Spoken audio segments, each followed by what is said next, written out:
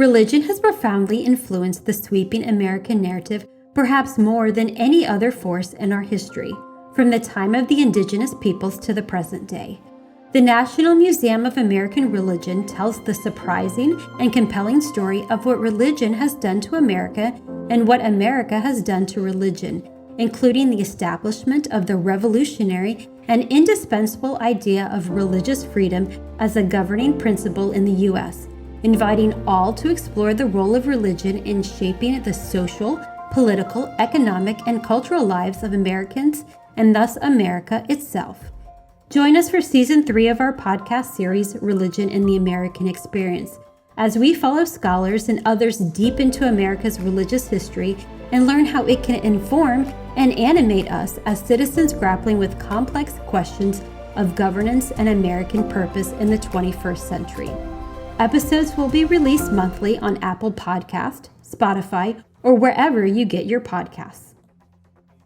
Listeners, welcome to another episode of Religion in the American Experience, a podcast series of the Digital First National Museum of American Religion. Follow us on Apple Podcasts, Spotify, or wherever you get your podcasts so you can be the first to know when we've released a new episode. And be sure to tell your friends about us, and especially if you want to do something easy that has huge positive ramifications for us, please leave a glowing review. Our guest today, Benjamin Wetzel, wrote that, quote, "We cannot understand American history unless we reckon with the ways religion and war have reinforced and challenged each other," close quote. We are going to dip our toes into that water today, and while we are at it, we will run into the idea of Christian nationalism, a topic currently bouncing around in our public square. This hour has the potential of helping us be more effective in our efforts to perpetuate the American experiment in self-government. Dr. Benjamin Wetzel is an assistant professor of history at Taylor University in Upland, Indiana. Previously, he was a postdoctoral research associate at the Cushwa Center for the Study of American Catholicism.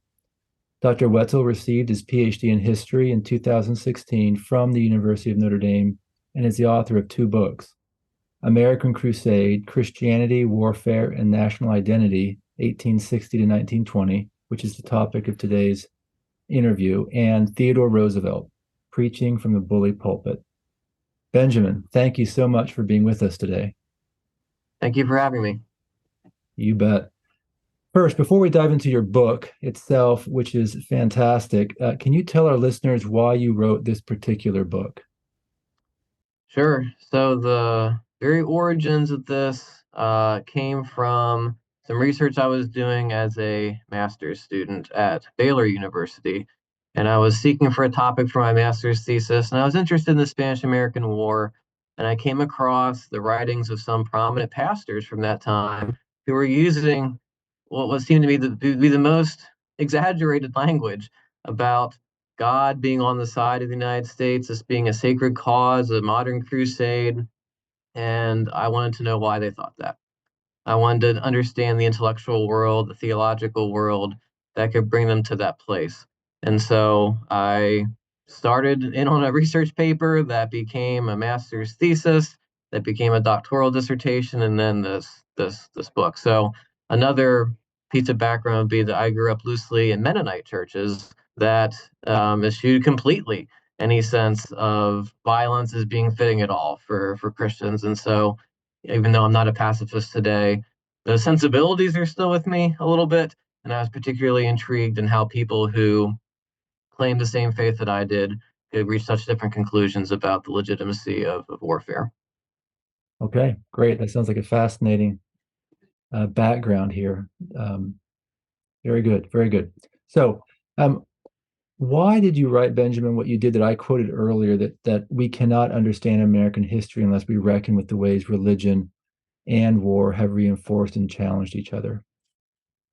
Yeah, I think religion and warfare call forth some of our deepest loyalties. At least they have the potential to do that. Of course, there are many nominal believers in any religion for whom religious affiliation is not all that significant. But for many people, religious identity constitutes the very core of who they are. And warfare has that same effect on people, that even if you don't know someone personally who's in the military or has died for their country, that warfare raises the stakes to such a high level, that people become very passionate, obviously, about the cause for which the war is being fought, for the outcomes, the stakes. And so when you combine those two, religious loyalty and identity, and then the bloodshed of warfare, you get a very, at least you can get a very explosive combination. And certainly, I think empirically that's been the case throughout American history, never more so than in the period that I've examined in this book, in the Civil War, the Spanish American War, and World War One. Okay, thank you. Um, you state that, quote, a combination of ideological interpretation and social location decisively molded American Christians' views of America's wars from 1860 to 1920, close quote. I noticed you tracked this throughout the book, these two particular locations or backgrounds for views on war. Why is this important for our listeners to comprehend? Yeah, so when you get statements like the Germans are demonic enemies, or that the devil has inspired the Kaiser, or that Southern white slaveholders are not Christians at all. When you get those kinds of statements, they beg for some kind of explanation, and different explanations have been put forth by historians. And I track those to the ideological side and the social location side. And I think the ideological side is most important. That's where I give most of my attention. That these people really believed that this was a modern day crusade in these wars, and that they had a background of often liberal Protestantism, although not always, that set them up for that kind of belief, and that they were very articulate about. They explain it over and over again why they think that this is a crusade, the God's on our side, that this is a triumph of the kingdom of light against the kingdom of darkness. But that also, as you know, in history, it's not usually the case that one explanation is the final word for everything, and there's often layers to that. And so the fact that most of the people I write about who are championing this view, most of them are white, most of them are men, and most of them are located in big cities on the East Coast. And all those things combine to give them at the time a sense of custodianship over the American nation. They feel particularly invested in it, and they see things from a certain vantage point based on race, class, gender, social location. And so I think we'd be naive not to think that some of those factors also play a role in it. Although, again, where I spend most of the time and analyzing is on the ideological or theological side of this. Right. Okay. All right. Well, let's move to the first conflict you engage with, and that's the Civil War. As you explained, quote, when the ministers blurred the boundaries between sacred eternal principles and earthly affairs, the latter took on a religious cast that lent an otherworldly imprimatur to the Northern cause. It was one thing simply to differ on political philosophy. It was another to oppose God himself, close quote. Can you share an example or two of how some ministers used American providentialism, and define it for our listeners, and democratic Christian republicanism to do this? Yeah.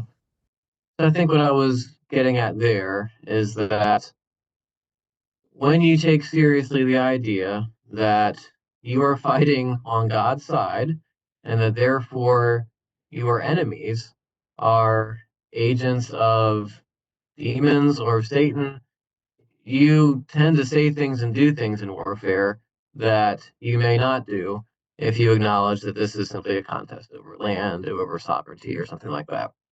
And so the particular ways that these northern white ministers get to that place of God's on our side is through a couple of constructs that I borrow from other historians and try to explain how they play out in these wars. So one of these is American providentialism. And that's been written about by Nicholas Guyot and probably others too. I've kind of taken it from him. He talks about how American providentialism can work in a few different ways. One is that you think that God has raised up the United States for a mission, and that no matter what happens, it's going to triumph. Another way you can go about it is to say, yes, God is blessed and chosen the United States, but if we fail in carrying out that mission, then judgment might come. And you get a blend of both of those views from ministers, but providentialism leads to God gave us victory at this particular battle. God is on our side. He is overseeing this conflict, and because we're his people, he's going to champion our cause, and therefore he's going to bring about the downfall of our enemies. So that's one way these ministers talk about. In the Civil War chapter, I focused just on three. Henry Ward Beecher, who's probably the most famous of Northern preachers during this time, the brother of abolitionist author Harriet Beecher Stowe. Henry Ward Beecher is located in Brooklyn at Plymouth Church. His congregation ships rifles to Union troops. They're financially and rhetorically invested in the abolitionist cause. I focus on him. I focus on Horace Bushnell, who's a more learned theologian in Connecticut who writes about this, speaks about this, and then on Lyman Abbott, who's a key voice throughout this book. And nobody knows his name today, but in his time, he was extraordinarily important, especially in the last few wars, the Spanish American War, World War One. But he's a young man in Terre Haute, Indiana during this, and he writes about the Civil War and says these kinds of things that Beecher and Bushnell do as well. So American providentialism, kind of one side of that. Christian republicanism is a term used by my mentor, Mark Knoll, who's written a lot about religion, American life.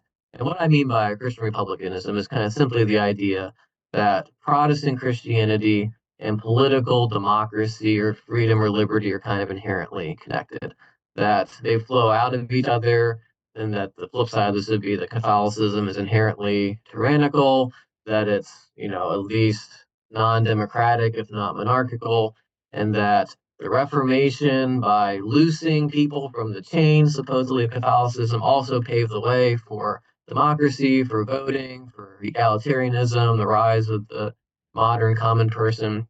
And so that's one side of Christian republicanism. Also, the idea that our soldiers are good people, good moral Christians, and the other side soldiers are not. So you get some examples later on, and even in the Civil War, of Beecher, for example, saying that our Northern soldiers are going to come back and they're going to say the Southern men are ignorant, that this is a land of duels and of riots, and no surprise that they're also slaveholders. They can't be worthy Christian opponents. They have to be morally degenerate. And so in the Civil War, you kind of combine a providentialist conviction, God's on my side, with the fact that we're inherently superior morally to them, and you get this kind of really outrageous language.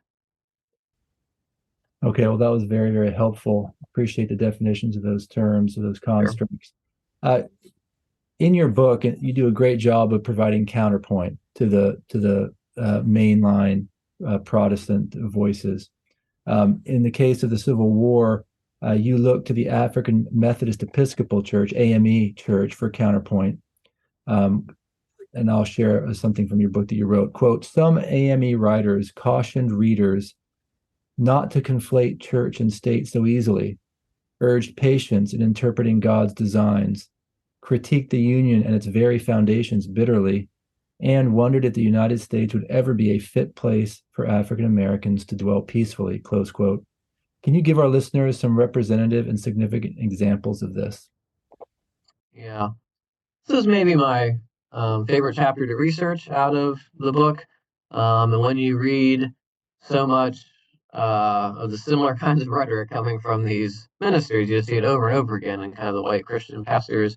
When something different shows up in your research, it stands out and it kind of begs that contrast. And I saw that a lot as I tracked just about every issue of the Christian Recorder, this Black Methodist newspaper out of Philadelphia, from the years 1861 to 1865. And part of what stood out to me was, in some cases, how much those writers, who were so far removed from the halls of power for the most part, and different theological background, how much they sounded like Lyman Abbott and Beecher and Bushnell, and sometimes in their conviction that God was on our side, and that, of course, they had special reasons to view Southern slaveholders as especially sinful and immoral. But But what was really more interesting was when you got differences to that point of view, and when some Black writers, like Henry McNeill Turner, he's I think the first Black chaplain in the Union Army.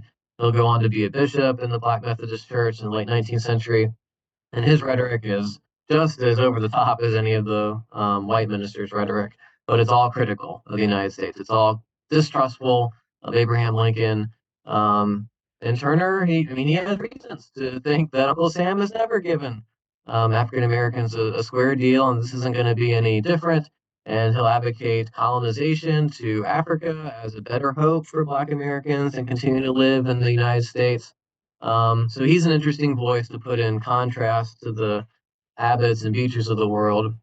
And then what was especially interesting too in that chapter were the many letters printed by Black soldiers who wrote back to the Christian Recorder about their experiences on the front lines and how they were thinking about the Civil War as it unfolded. I mean, it just doesn't get any better than that as a historian to kind of track this change, to read the words of the men themselves. And again, there's a minority who feel like, no, I'm not going to serve. No, this is not a war that's ever going to improve our lot. Very pessimistic. Africa would be a better hope for us. But I think especially as the war goes on, especially as victory comes within sight, even though they're discriminated against, they don't have Black officers, they get paid about half of what white soldiers get paid. There's an increasing tone of confidence that this is our home and we intend to stay here. We intend to demand our rights. And they get more positive about Lincoln, especially when he dies. I mean, there's all the kind of language of he's in heaven now and this sort of thing. So distinctions for sure, not the same as the white northern ministers, but much wider spectrum of views in the Black Methodist publications. So I loved reading that. I loved interacting with that and even seeing some change over time as circumstances change from week to week sometimes in the Civil War. Right. Okay. Super interesting. Um, You mentioned, Benjamin, that, quote, the American state that emerged in the aftermath of the Civil War was mostly to follow the vision of a white Protestant nation, and that religious bodies, especially Quakers, were given free rein to mold natives in their image, close quote. Can you fill this out for our listeners a bit? Yeah, so in its original version, the book manuscript didn't address Native Americans much. It maybe acknowledged that those wars were happening periodically in the late 19th century, but didn't spend much time with them. The book doesn't either, but I got some helpful feedback from one of the peer reviewers at Cornell University Press that said you can't treat the Civil War and Spanish American War, World War One, as kind of lily pads and hop from one to the other, implying that there's peace in between, because there's many um, instances of violence, and war is not really declared, but war is going on between the nation state and between Native Americans in the West. So in the book, then there is some attention to that. And one of the books I benefited from was Jennifer Graber's Gods of Indian Country, where she charts how the government, in cooperation with religious groups like the Quakers, gave the Quakers relatively free rein to try to set up these schools in the West, to convert the natives to Christianity. And it was all done under the guise of we are friends of the Indian. That's the language that's used. And we don't want to see these people disappear, be exterminated, be taken advantage of by the Bureau of Indian Affairs or by traders or settlers, frontiersmen. And so, how can we preserve them? Well, we convert them, make them just like kind of white Christians or white Christian America. And I think it's done from good intentions, but it's certainly a kind of cultural violence against those groups. Many of them are not interested in Christianity. They're definitely not interested in kind of the white man's culture and dress. And tragically, some of these Indians are taken to the schools, like the famous one in Carlisle, Pennsylvania. Their hair is cut short. They're forced to wear kind of Western clothes, and they're forced into that image. And some of them end up even going and fighting and dying in America's wars. So I guess what I was getting at there is that even though I don't talk about these wars in depth, they're not declared wars in the same way that Civil War One is.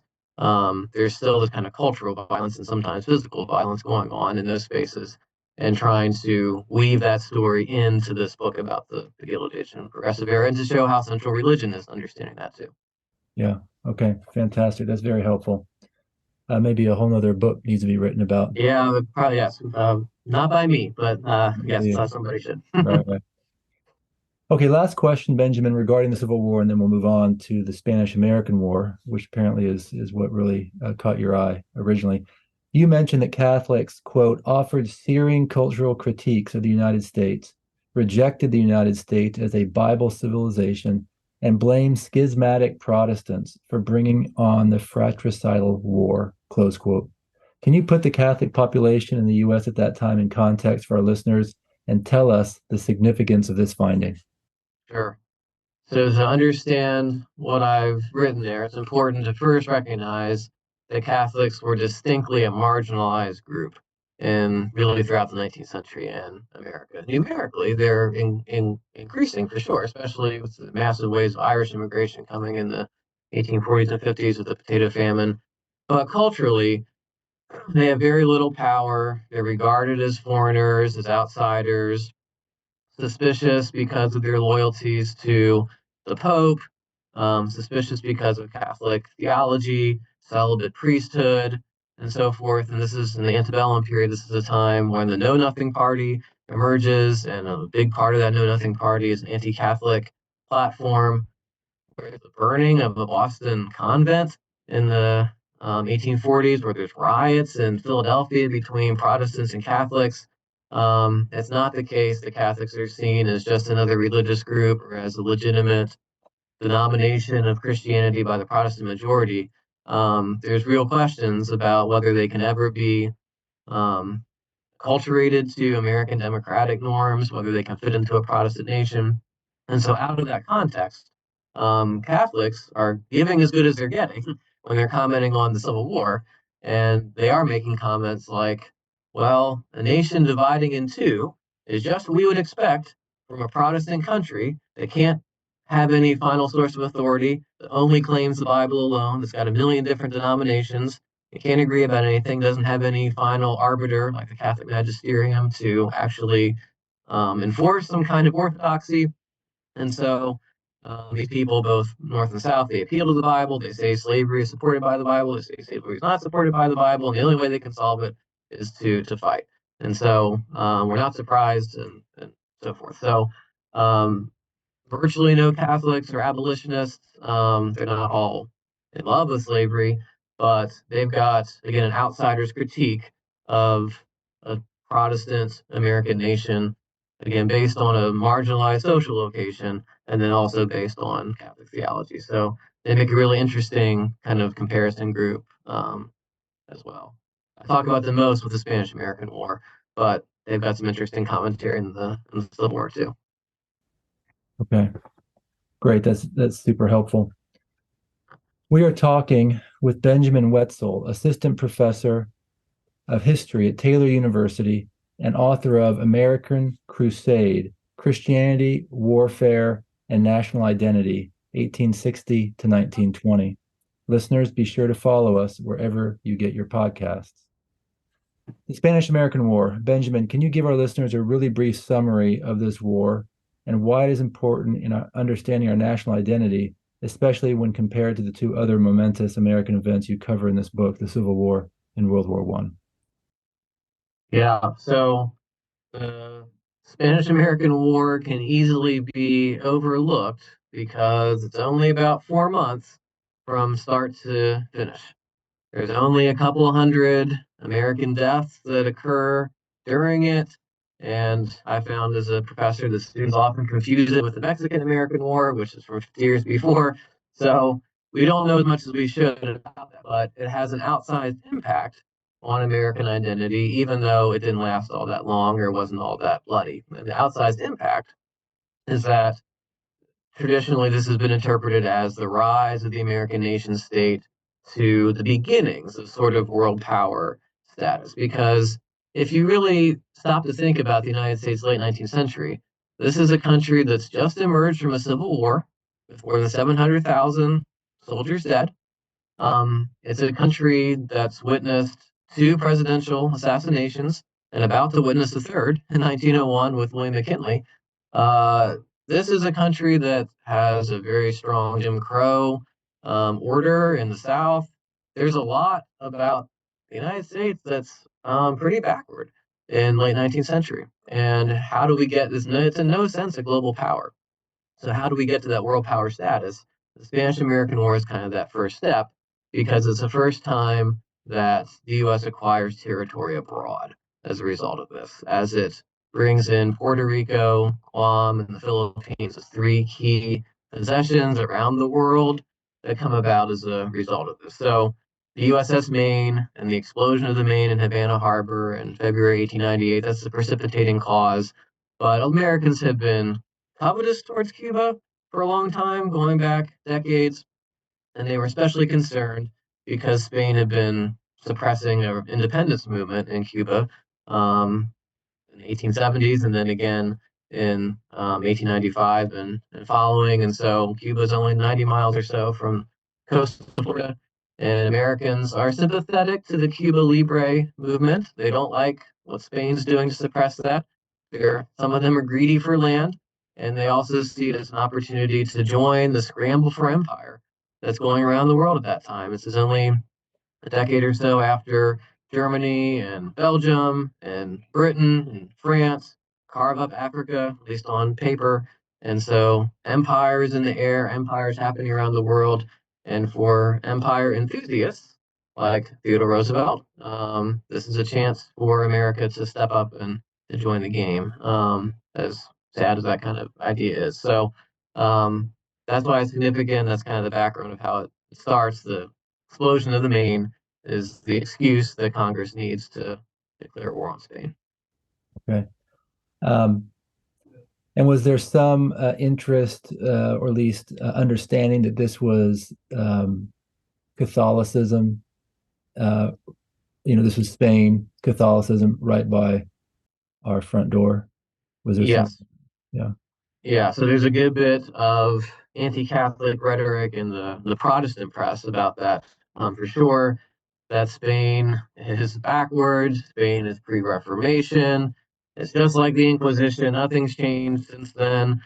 This is what we expect from a tyrannical Catholic power. We are enlightened, forward-thinking, modern, progressive Protestants.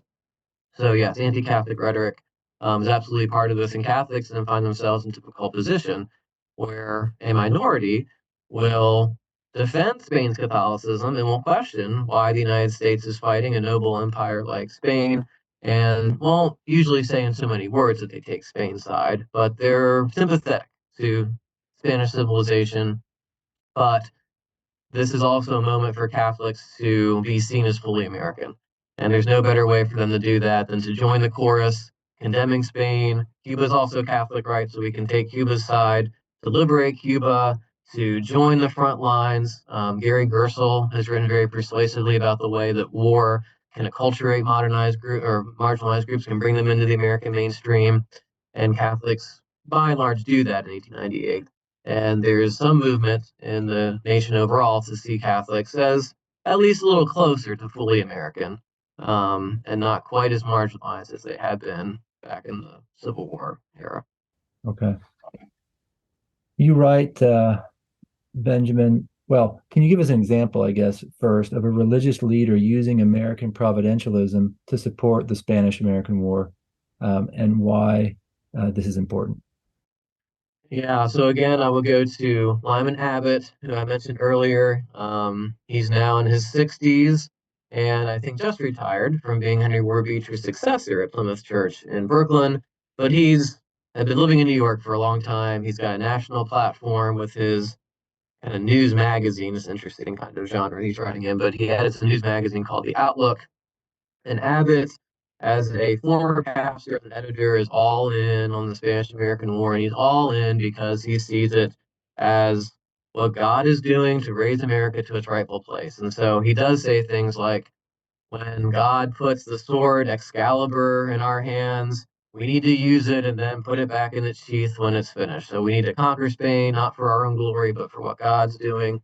He uses prophecies from the book of Isaiah that Christians have taken to apply to Christ, and he brings that language in to apply to the United States, a kind of messianic overture that he's bringing forth there. So again, investing this earthly conflict over Cuba and over oppression in Cuba and land around the world, investing that with sacred significance and drawing on all these images and associations that Christians hold to be sacred.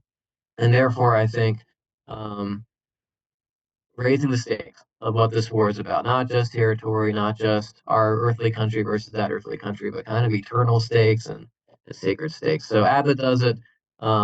There's other social gospel ministers in his orbit who are just as eager for that as well. Okay. Can you do the same thing for Christian republicanism and social gospel, which is a new, a third construct you bring in to analyze the Spanish-American War? Right, right. So Christian republicanism works here with that kind of anti-Catholic stuff that you mentioned earlier, that it's easy to say that we're democratic, we're also Protestant.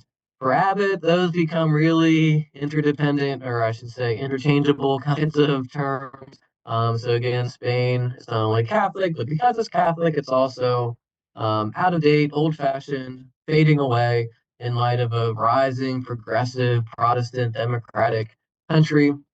So the Christian republicanism helps explain that. And Abbott's paper will also repeat stories, and I don't know if they're true or not, but they just repeat stories about the Spanish give their soldiers lots of alcohol to fortify them for battle, and they're so drunk they don't know what they're doing. They sell their weapons because the army's so corrupt. So they kind of spread these tales about the immorality of the enemy, and that our soldiers, by contrast, are godly men.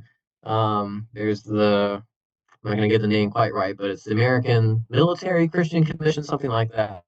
That's goes around giving ice water buckets to the troops instead of alcoholic beverages, and distributes chess and checkerboard so that our soldiers are doing innocent pastimes and not getting involved in gambling or drinking or those sorts of things. There's revival meetings happening. D.L. Moody, the most famous evangelist from the late 19th century, he's going to camps and holding revival services, and Abbott's paper says anyway, people are converting to Christianity right there. So there's that Christian Republican element that justifies war, but also promotes it by talking about how we're the superior group. And then the social gospel that you mentioned, that's a really interesting piece of that because the social gospel ministers in the Gilded Age progressive era are radicals for their day in that they question some of the economic and political arrangements of the United States. They are out in front on the front lines when it comes to issues of urbanization and poverty, and they're seriously concerned with trying to rectify some of these huge wealth gaps and so forth. The Gilded Age and the most radical of them question capitalism. Um, but as a whole, they're also really invested in the Spanish American War. And the basic explanation from this that I've gotten from great historian Richard Gamble is that they just see foreign policy as an extension of domestic policy. And that just as immigrants in New York City might be the victims of landlords, that Cubans are the victims of Spain. And so we're actually improving their condition when we kick the Spanish out, when we give at least quasi self rule to Cuba. Many of them say the Filipinos are not ready for self government, but we're going to provide them with American political movements over there. This is much better for them. We're improving the world. I mean, it never enters their mind that this could also be read as oppressive, as imperial, as restricting people's autonomy. They just see themselves as trying to reconstitute the world, to spread Christ's teachings abroad, and warfare is the instrument that's God's using for that. Abbott has this hugely ironical quote about this is a war of mercy, a war of mercy that we're bringing to these united people that they wouldn't have otherwise. And so, even though you might expect people who are more progressive or out in front of urban social issues to be critical of warfare, it's the same impulse. And Washington Gladden, one of these famous social gospel ministers, says, the quote won't be exactly right, but close. The same impulse that makes us feed the starving also tells us to smite down wrongdoing in Cuba. And so they all see it as part of this large humanitarian enterprise. Okay. Thank you for painting that picture for us. Really, really helpful. You write, Benjamin, that, quote, gendered concerns were certainly lurking in the background, close quote, of those religious ministers who supported the war effort. Can you paint this picture for our listeners and tell of its significance?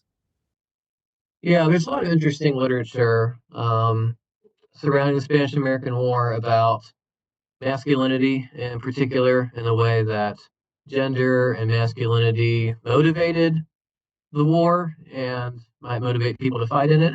I find that literature persuasive in its own way. Kristen Hoganson has written this book about how gender politics provoked the Spanish American War. She and Gail Biederman, others who've written about this, focus on things like there hadn't been a major war since the Civil War. So you're now a generation removed from that, and the younger generation that's growing up is concerned that they're not the men their fathers were. They haven't been tested in the way that Civil War generation was tested. And there's concerns that we're too soft of a society, we're too effete, we're too civilized, we're too technical, and a good war coming along would bring, I think it's what Roosevelt calls the barbarian virtues, back into American life. And so some people are excited about the war because they see it as a chance for men to prove that they're not as soft as people said. And there's a lot of muscular Christianity going along with this. This is the heyday of the muscular Christian movement, that the church has become too feminized, that it needs more men, that Jesus was not gentle Jesus, meek and mild, but he was a man's man who overturned tables and called out wrongdoers. And so some of those things I think are also secondary motivating factors for an Abbott or a Gladden or some of those enthusiastic ministers. I don't think it's primary, at least for the religious voices. I think the ideas and the theology about providentialism and so forth are more um, out there in front. But I think that's also a factor in the background, that this is a chance for us to prove that we're tough and that our generation can rise to the same challenge as the Civil War generation. And certainly for Theodore Roosevelt himself, it was exactly that. Not to get too far down the Roosevelt trail, but he is important here. His father had not fought in the Civil War. His father had evaded the draft in New York by legal means, but it haunted Roosevelt throughout his life. And Roosevelt was determined, even at age 39, that he was not going to miss out on the chance for military glory. So even though he's got a wife and 6 kids, he resigns from the State Department, or the Navy Department, to lead the Rough Riders. And he's the most famous example of someone who's really on the masculinity trail in at San Juan Hill in Cuba, trying to prove, I would say, that he was succeeding where his father had failed to do his duty. So there's some of that psychological masculinity stuff in the background. Just for the churches, I don't see it quite as much. Okay. All right. Thank you. What religious leaders were against the Spanish American War, Benjamin, and how did they represent their views? Well, that was a pretty easy question to answer because almost nobody is the answer. Now I'll give some qualifications, but I looked pretty long and hard to find mainstream, somewhat prominent religious voices, or Christian voices anyway, who said the Spanish American was wrong, and I just didn't find any. Now I think if you went to the historic peace churches like the Quakers, Mennonites, Amish, Brethren, some of those denominations, I think they would have put forth Christian pacifism enough to know that was the case for some of the Mennonite leaders. But I mean, they have very little social capital in the broader American world. And so if you're looking at kind of Baptists or Episcopalians or Methodists, those kinds of more mainstream denominations, opposition to the Spanish American War is few and far between, especially once war is actually declared. So it's for one thing to say we shouldn't get involved in war, but once war is declared, once blood is shed, I have this theory that it's very hard to go back from that brink. And so you're seen as unpatriotic, for one thing, to do that. And so I'm sure some had private reservations, but it's hard to find published accounts of that. Now, empire acquiring the Philippines, taking over the Philippines, that's much more controversial. Now you can find ministers, both Catholic and Protestant, saying we shouldn't be doing this for a variety of reasons. But religious leaders who actually criticize the Spanish American War and say it's unjust or we shouldn't be involved, they're pretty hard to find. I'm glad you brought up empire. Let's talk about William McKinley in that context, and then we'll move on to World War One. President William McKinley was, you write, one of the nation's best-known Christian advocates for imperialism, and you shared the famous anecdote of him pacing the White House floor, imploring the Almighty's guidance on what to do with the Philippines, and decided that God was calling the United States to govern the islands, close quote. Can you tell us about him as well as the religious arguments put forth regarding what to do with the Spanish colonies? This is Yeah, yeah. For my money, McKinley is the most devout president that the United States has ever had. I think maybe Jimmy Carter's a close second, but McKinley is a serious Methodist, a former Sunday school teacher, has a real conversion experience as a young man. Religion's not a form with him. I mean, the end of his life when he's assassinated and dying, I mean, his last words are "Nearer, my God, to thee," which is a famous hymn from that era. So McKinley, for his blind spots, I mean, I think he sincerely thinks that God has raised him to that position and that God has ordained that the United States take over the Philippines. So he's not just using Christian language. I mean, sometimes you think politicians are doing that, and they are. But I think it comes from a sincere conviction. Um, but the religious arguments would be that for Protestants that the Filipinos are either Muslim and need to be converted to Christianity, or they're Catholic in a deficient form of Christianity and need to be converted to Protestantism. And so some would see the Philippines as an avenue for Protestant missionaries to come in and to spread Protestant Christianity to the natives, as well as, again, the sense of providentialism of God ordering this, of our democratic country being the pinnacle of what Christians should want, what God wants from us, and that therefore God's opening the doors. In the words of, I think it's Presbyterian publication, God's opening the doors for us to go in and to spread democratic Christianity to the Philippines.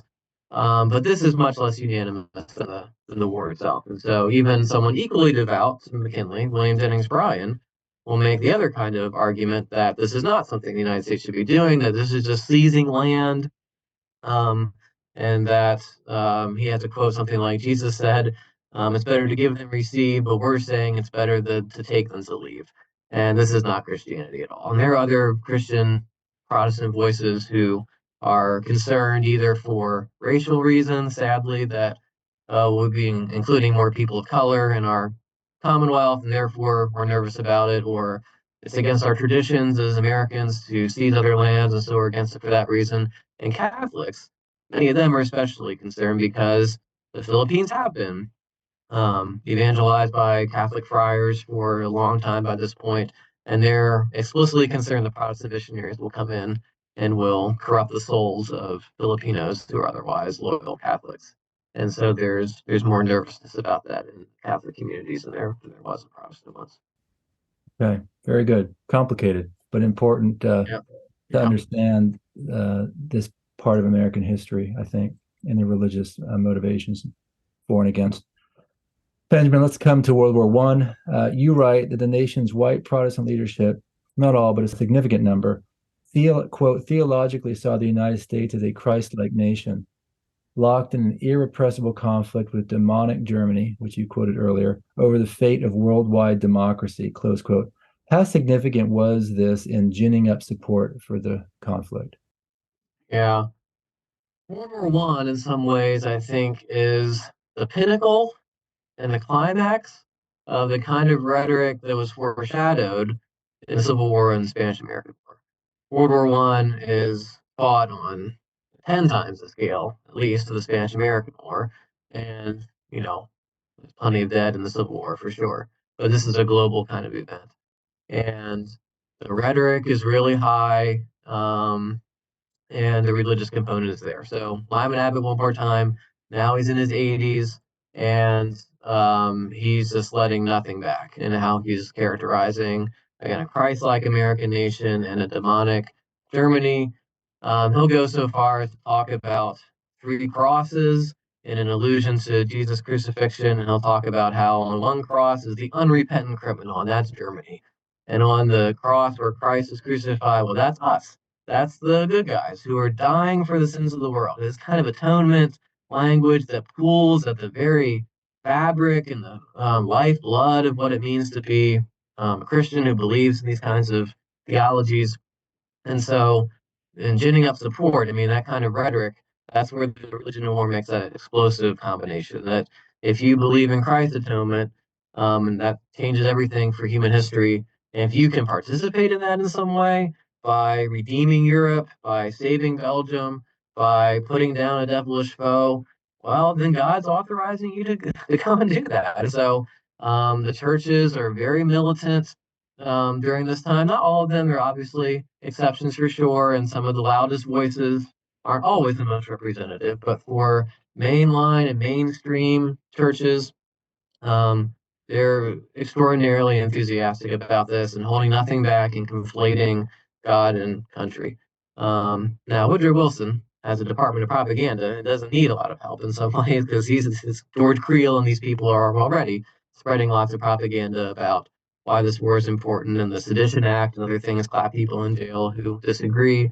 But they're very happy to have the churches cooperate in this. And to maybe a final piece this would be simply that we underestimate the power of the churches 100 years ago if we take an anachronistic view of modern secularism, where today the churches are divided voices in a very divided country, but they don't command the popular allegiance that they did 100, 150 years ago. And so when the churches are saying something, when prominent pastors are saying something, people are listening by and large, and they're a really important arm in getting people on the side of doing what the government wants them to do. Okay. Benjamin, the term salvation by khaki comes up a couple of times in your book. Can you tell our listeners what this is and why it's significant? Yeah, so this term does come up a few times, and it's related to the idea put forth by some, including Abbott, that if a soldier, an American soldier, dies in this glorious conflict, World War One, he'll go straight to heaven, regardless of whether he's made any faith proclamation or joined a church before. But Abbott says, whatever may have been his faults here below, the Heavenly Father will surely not, keep him out of heaven for this. And if you, like Abbott, have come to jettison most of Christian theology to get to that point, then it's not too much of a stretch to say that. But for the more conservative or Orthodox churches, that's a bridge too far. So there'll be some Baptists who will say you don't get to heaven by dying in a war. I don't care how godly the conflict was. The Black Methodists will say this too in the Civil War. They'll accuse Henry Ward Beecher of saying something similar and say, no, no, no, no, that's not what we as a church believe about salvation.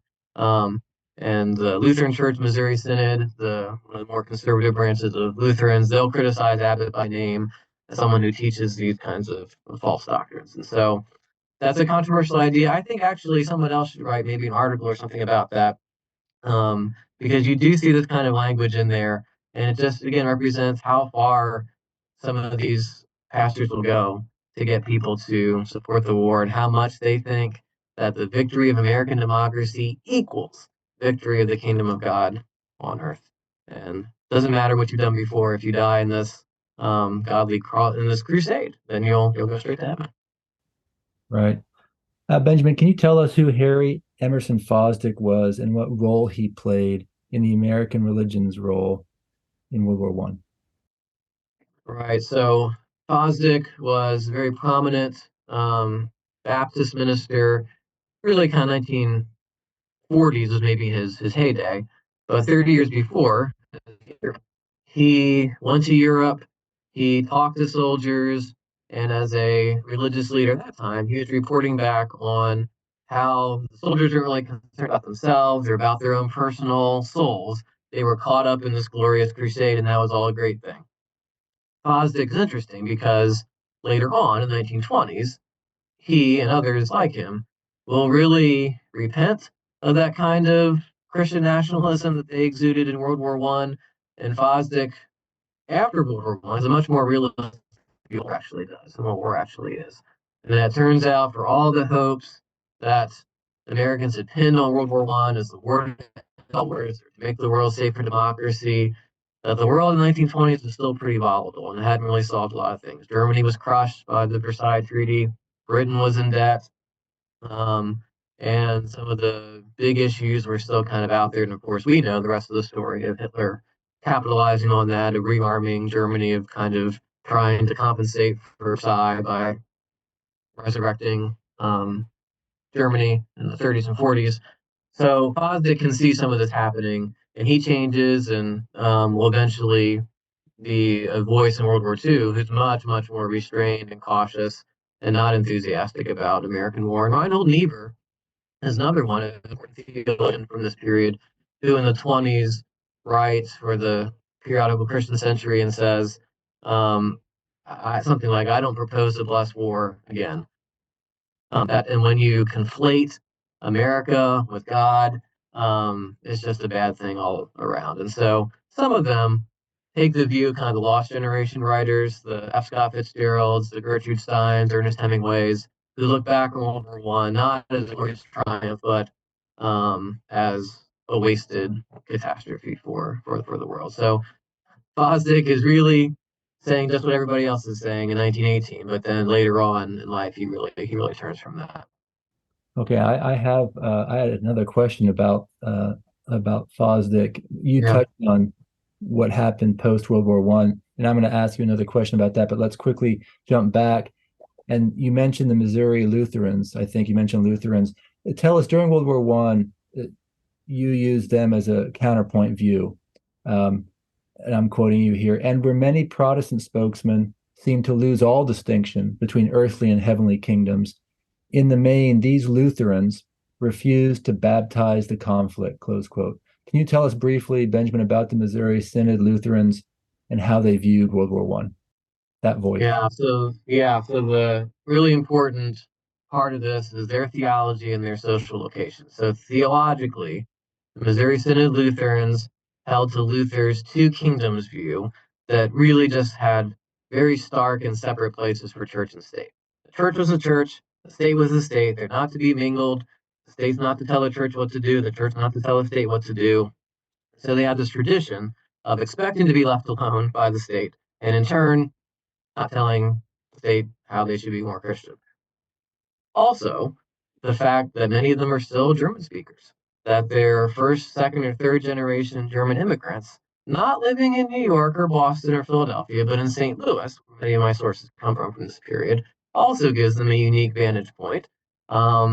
Number one, they're not in the mainstream of America. Number two, they're pretty fond of Germany, truth be told, for the first couple of years of World War One. And because of those theological commitments, combined with their ethnic and social background, they're much more restrained, much more measured, to my mind, much more level-headed in how they evaluate the causes of World War One. And then once the U.S. is in, they're loyal, they're patriotic. They even give up German by the end of World War One out of social pressure. The German that was used in many of their parochial schools, that kind of goes away. But they never give in to this very sacramentalized, we're God's country, the Germans are devilish enemies, because their theology won't allow for it, and their affection, historic affection for Germany, for all Germany's problems, they still are romantic about some of it. And so, to me, again, they make this very interesting contrast or counterpoint to what many of these white Protestant ministers of Anglo background are saying. Okay, good. That's really a good view to understand. Thank you for that. And the second to last question touches on what you spoke of a few minutes ago. In your concluding chapter, you report that Harry Emerson Fosdick wrote in 1928 for the Christian Century, quote, "I do not propose to bless war again." This is what you were quoting, I think, "or support it, or expect from it any valuable thing. It is an unmitigated curse, and with each change in modern life, it becomes more unqualifiedly disastrous," close quote. Furthermore, one scholar characterized American church's approach during World War II as, quote, "a cautious patriotism," close quote. Benjamin, can you add a little bit to the significance you explained before of what happened post World War One to the religious voice, and then how that moved into World War II? What that? Yeah, yeah. One of the things I argue in the book is that the period I'm looking at is a unique period in American history where there's so much majority support for a Christianized warfare. And now you really don't see it before or after this period. And the examples I would give is in World War II, yes, Christians volunteer, yes, churches are supportive, but a lot of the spokesmen are much more cautious coming out of that, and they're concerned about the excesses, I think, of World War I and the depths to which the church had sunk and had allied itself unquestionably with the American state. And so the Methodist bishops issue a statement that reminds people that there's sin to go around on both sides of this.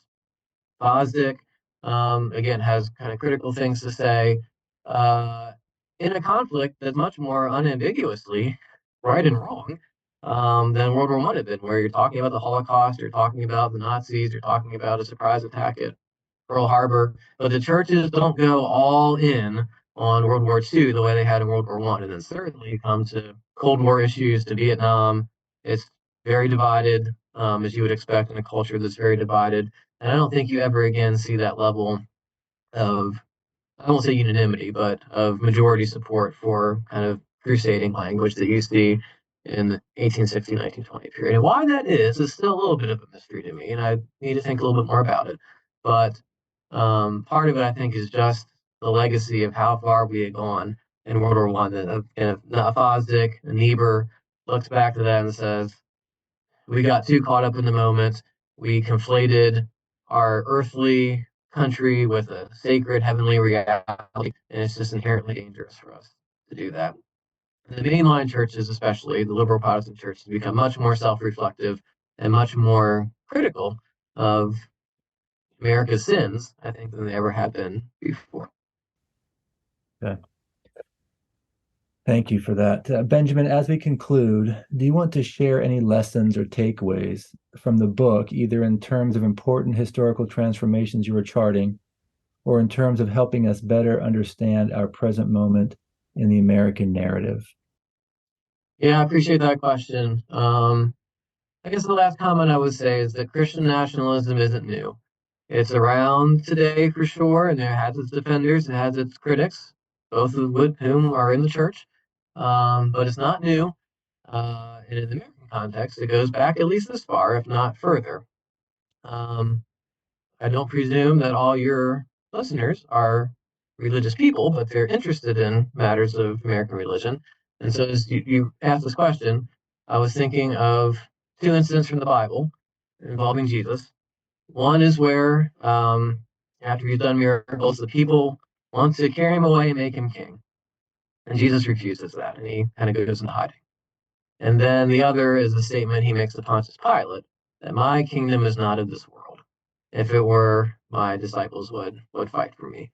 And so I think it's ironic that Christians feel so at home, some of them, in wanting so badly to make America a Christian nation that I think they ignore the example of what Jesus actually taught in the New Testament and his unwillingness to ally himself with political power in that way. So I'll let your readers discern for that what they want to take from that, but maybe conclude on that note. Thank you, Benjamin. We have been talking with Dr. Benjamin Wetzel, Assistant Professor of History at Taylor University and author of American Crusade, Christianity, Warfare, and National Identity, 1860 to 1920. Listeners, be sure to follow us wherever you get your podcasts. Tell your friends about religion and the American experience. And if you want to do something easy that has huge ramifications for us, leave a glowing review of today's podcast. Benjamin, fantastic. Thank you for being with us and helping us comprehend the American project by better understanding how religion, fueled by the idea of religious freedom as found in the U.S. Constitution's First Amendment, engaged with the Civil War, the Spanish-American War, and World War I. It has been super informative and enlightening, and I hope you've enjoyed the time with us as well. Absolutely. Thank you for having me. The podcast series Religion in the American Experience is a project of the National Museum of American Religion. Episodes will be released monthly on Apple Podcasts, Spotify, or wherever you get your podcasts.